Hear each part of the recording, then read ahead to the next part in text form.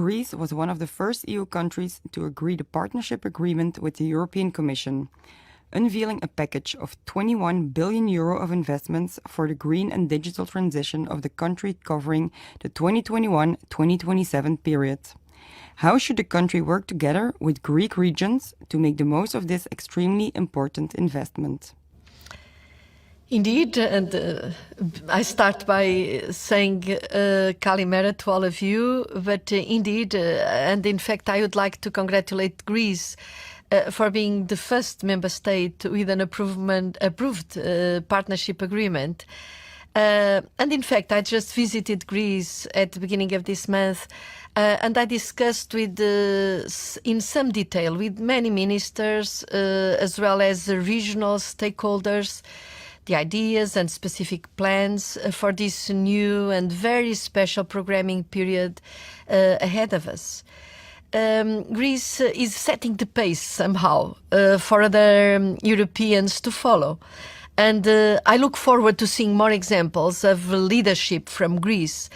I also approved the Greek decision to allocate a record share to the 13 regional programs. But you are right, the national level and the regions, they must work together. Both levels need each other. Since you Greeks are sailing nations, I know you understand when I say that this is so important that we need all hands on the deck and all the key players working together, including local stakeholders. And for the Greek and European ships to reach their destination of a modern, prosperous economy, I see in particular two conditions for success. First, we must invest in the future, future-oriented, not sinking our investments into the dark waters of the past. By this I mean we must invest in those projects which lead us towards the new economy, digital, innovative and green, and more cohesive. All of Europe must make this journey, this transition, and it requires investment. The winds are very favorable because with the Next Generation Europe and the boost to European cohesion policy for the next couple of years, we have once-in-a-generation funding levels. And we must make this, most of this opportunity. It's a responsibility. The second condition is that in this transition to the future economy, we cannot and we must not leave regions behind. We cannot let a sailor go overboard. Every region must be supported through the green and digital transitions, but especially those for whom this transition is more difficult. For example, we have, as you know, specific funds to support coal mining, coal-dependent regions. And in fact, as part of my visit to Greece, I went to Western Macedonia to discuss with local stakeholders and, a special note, and young people, their vision, their plans for a post-Leonide future. I was really impressed with the potential, with the willingness to engage and to embrace this unique generational challenge. So we must make sure that all regions benefit from innovation and also from the digital transition, avoiding the risk for a digital divide. We must all make this voyage together, transitioning to this new economy in the aftermath of the pandemic, and it has to include, in fact, digitalization and the potential for a digital economy, but this potential has got to be adapted to the situation of each region, but it has got to reach all the regions and all the citizens. In the green public debate, we often discuss the need and urgency to revive the countryside and reverse the negative impacts of uncontrolled urbanization. Is there a golden rule as to how a country like Greece can utilize EU funds to this end? Well, this is a very relevant question because the main objective of cohesion policy is to improve the quality of life of all citizens wherever they live. I mean, it's cohesion. So indeed, I think that the potential quality of life is actually higher in smaller towns and in the countryside than in large, congested urban areas. And the example of Greece is striking in this regard. Out of around 10 million inhabitants, 5 million live in Athens and around Athens, and another million in Thessaloniki. Two sprawling agglomerations are home to 60% of the population. To turn this incredible potential of smaller towns into actual high-quality life, we need two things. Jobs there, public services, life quality. For the jobs, there is a window of opportunity. The digital economy and teleworking could in fact bring jobs and new opportunities to small towns, rural areas. And historically, many jobs, especially the highest paid jobs, were in fact in recent times concentrated in big cities. In the digital economy, this could change. So I encourage the regions of Greece to use their enhanced investment budget to develop these new opportunities in new industrial sectors, opportunities in old industrial sectors gone digital and adding value through that, opportunities in the green economy for sustainable tourism to renewable energy.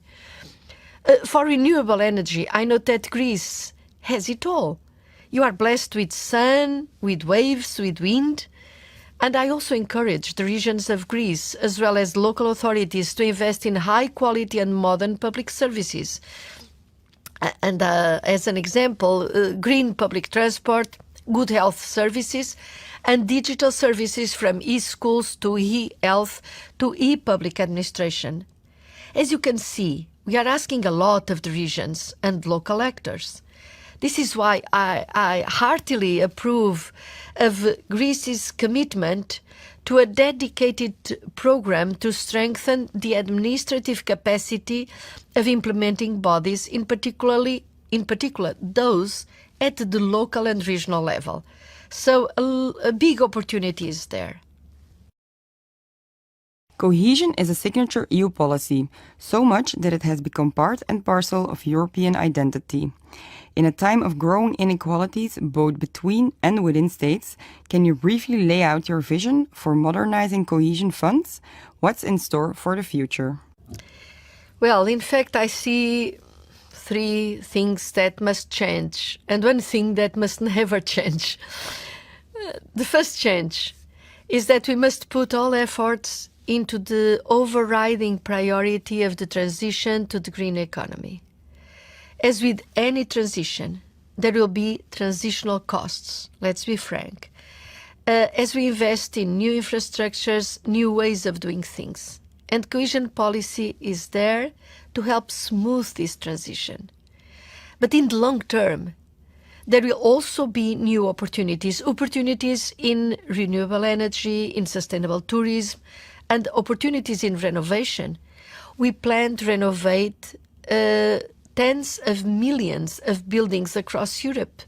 This will create jobs everywhere. It's just an example.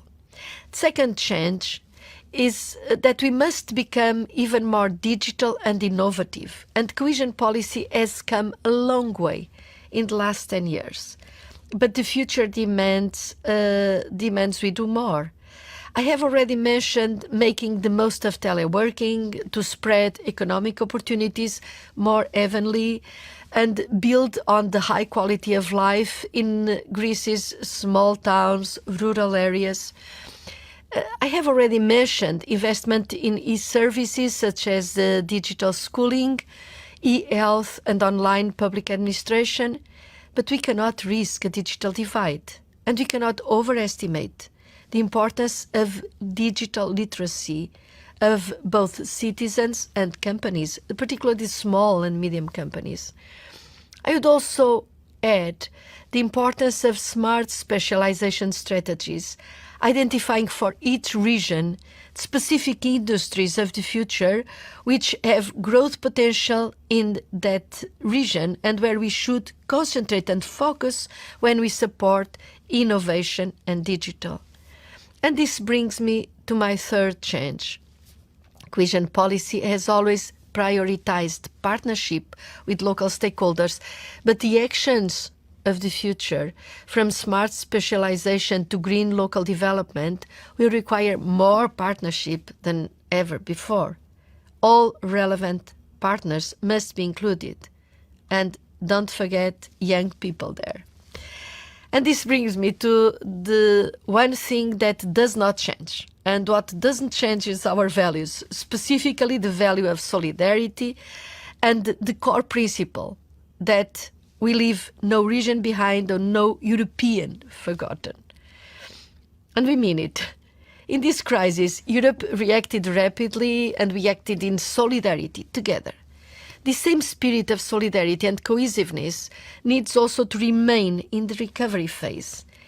And this is my greatest wish for the coming years, that Europe navigates the green transition, of course, that Europe navigates the digital transition, of course, that we develop stronger partnership with local stakeholders, of course. But my greatest wish is that we do all this together, with no region left behind, no European seriously forgotten.